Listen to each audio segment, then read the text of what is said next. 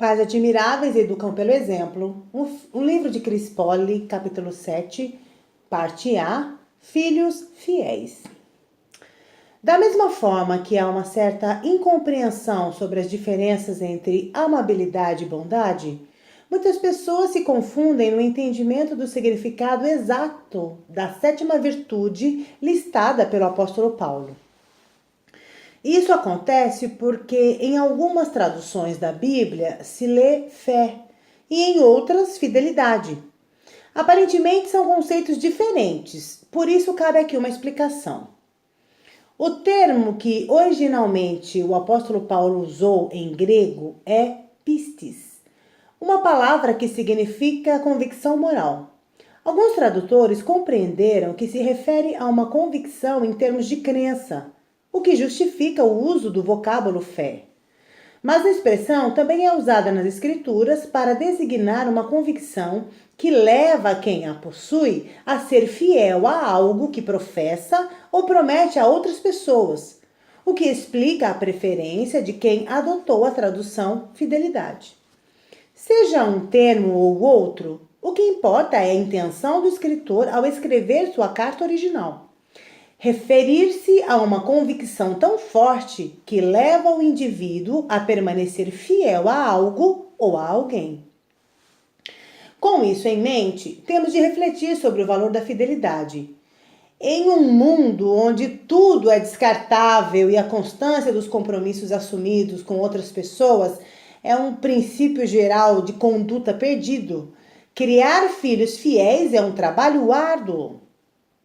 Os relacionamentos atuais, em grande parte, são baseados no interesse. Isso é nítido quando deparamos com as estatísticas sobre o aumento significativo do número de divórcios. É triste perceber que a fidelidade entre os adultos diminui a cada dia, pois quando um marido e uma mulher se separam, eles quebram um compromisso selado, uma promessa, um pacto.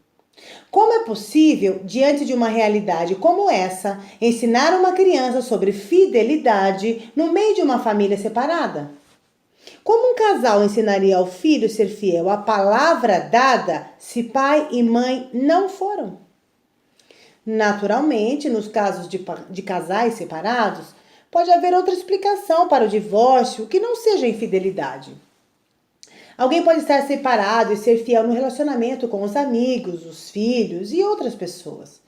Se houve infidelidade matrimonial, os pais podem conversar com os filhos quando tiverem entendimento, para reconhecer o erro e assumir que aprenderam a não ser mais infiéis.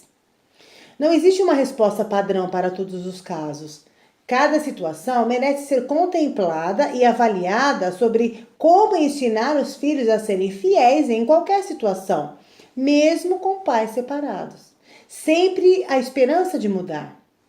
O fundamento da fidelidade se baseia no compromisso com o verdadeiro, conceito que muitas vezes é ensinado de maneira incorreta. Na época em que eu trabalhava como educadora, dentro de sala de aula, sempre procurava mostrar que as crianças deveriam falar a verdade para os seus amiguinhos em toda e qualquer ocasião. Dizia que era importante manter seus compromissos de amizade e fidelidade com os colegas e jamais trocar um relacionamento sólido por outro só porque lhe foi oferecido algo melhor. Esse contexto de sinceridade e lealdade era trabalhado no ambiente escolar e muitas vezes se estendia aos pais. A fidelidade é um traço de caráter tão importante que Jesus, ao apontar as falhas dos fariseus hipócritas de seu tempo, a inclui entre aqueles que seriam os 3 preceitos mais importantes da lei.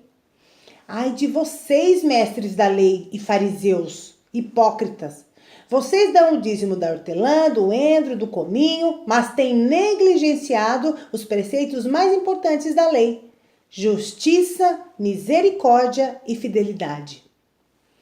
A palavra no original grego, traduzida aqui como fidelidade, é exatamente a mesma que Paulo usa ao descrever o fruto do Espírito, pistis. Isso mostra o quanto essa virtude é relevante. Ser fiel pressupõe ser sincero, pois é impossível afirmar fidelidade a alguém se não existe transparência e correção na comunicação. A falta de sinceridade é tão grave que, contra ela, foi estabelecido um dos 10 mandamentos: não darás falso testemunho contra o teu próximo.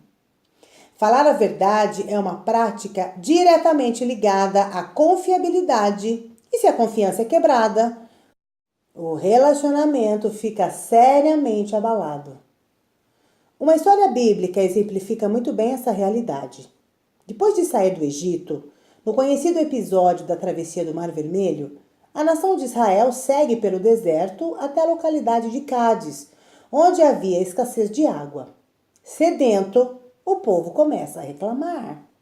O líder deles, Moisés e seu irmão Arão, clamam a Deus, que lhes diz para falarem a uma rocha, pois dela brotaria um manancial.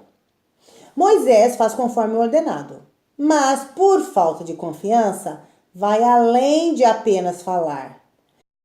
Ele acerta o rochedo com uma vara 2 vezes. A água flui, mas a sua atitude de desconfiar das palavras do Senhor e proceder em desacordo com o que lhe havia sido ordenado, custa aos 2 irmãos sua entrada na terra prometida.